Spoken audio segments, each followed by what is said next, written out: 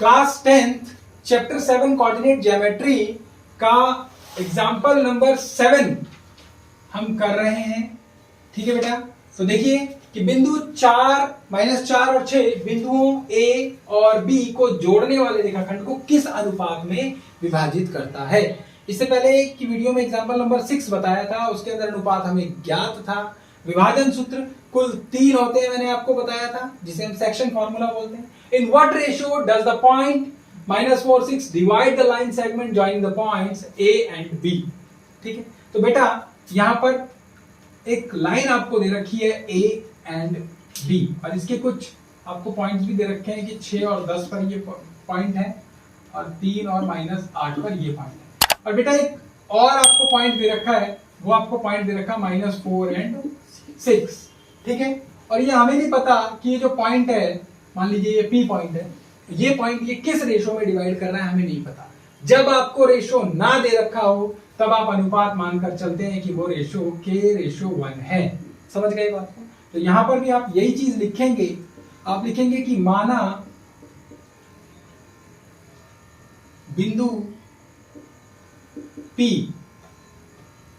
-4 और 6 बिंदुओं A और B से बनने वाली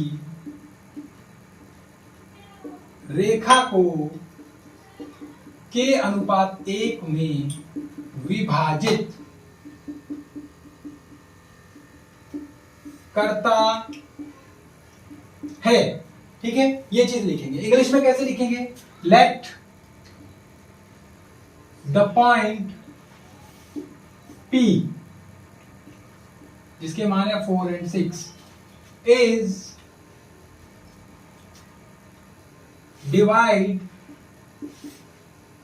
AB in ratio K:1। इस तरह से लिखेंगे।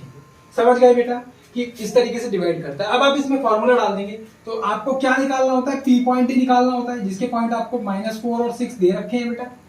ठीक है, उसके बाद पहला पॉइंट जो होता है वो x का होता है, तो ये जाएगा यहां से x से मल्टीप्लाई होगा, तो हम लिख देंगे K:3 और प्लस का निशान लगाकर 1 से इधर वाले x से मल्टीप्लाई करेंगे तो 1 × -6 और अपॉन में क्या आ गया आपका K+1, कॉमा लगा देंगे आप। y के लिए k वापस से मल्टीप्लाई होगा -8 से, k मल्टीप्लाई बाय -8 और फिर 1 प्लस का निशान लगाकर 1 मल्टीप्लाई होगा 10 से, तो 1 × 10 अपॉन में K+1। ये हो गया बेटा आपका। ठीक है बेटा, अब आप क्या करेंगे? ये जो -4 है, पहले इसको सॉल्व कर लेते हैं कि -4 and 6 = 3K प्लस और प्लस माइनस ये माइनस का हो जाएगा बेटा -6 और बटे में क्या आ गया आपके पास में K+1, कॉमा इसको हम करेंगे तो -8K और प्लस 10 से कम 10 बटे में हो गया K+1। ये अब देखिए बेटा, ये जो -4 है ये x का वैल्यू और ये भी x का वैल्यू है, इन दोनों को आपस में बराबर रखेंगे। और ये 6 और ये दोनों y के वैल्यू से इन दोनों को बराबर रखेंगे। यहां से हमारे क्वेश्चन दो रास्तों पर चला जाएगा, x के लिए अलग और y के लिए अलग। तो देखिए किस तरह से, -4 = 3K-6 अपॉन K+1 और मैं इसके नीचे 1 लगा सकता हूं और दोनों को फिर मैं कर दूंगा क्रॉस मल्टीप्लाई। तो ये आपके पास में हो जाएगा -4 K+1 से मल्टीप्लाई होगा और इक्वल्स टू 1 जब इससे मल्टीप्लाई होगा 3K-6 से, तो ये एज इट इज आएगा, 1 से गुना करने पर हो जाएगा। 4 को K से गुना किया तो -4K और प्लस में प्लस माइनस फिर से ये माइनस का हो गया 4 इक्वल्स टू हो गया 3K-6। ठीक है बेटा, इसको आगे हम सॉल्व करते हैं। मैं यही सॉल्व कर रहा हूं, ये वाला वैल्यू मैं वहां सॉल्व करूंगा। तो ये बेटा हमारे पास में हो गया -4K, 3K को मैं इधर ले आता हूं, ये भी माइनस का 3K हो जाएगा इक्वल्स टू -6 ऑलरेडी यहाँ है, 4 इधर माइनस का इधर जाकर प्लस का हो जाएगा, माइनस और माइनस दोनों माइनस के 7K हो गया और इक्वल्स टू माइनस माइनस की संख्या प्लस हो जाती है, निशान माइनस का आता है और ये हो गया -2।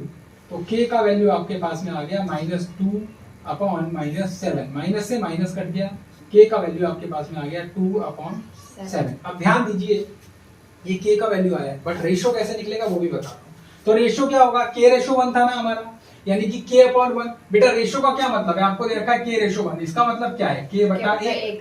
सिंपल। तो आपका जो रेशो आएगा, तो रेशो क्या आएगा आपका, तो आप लिखेंगे अनुपात।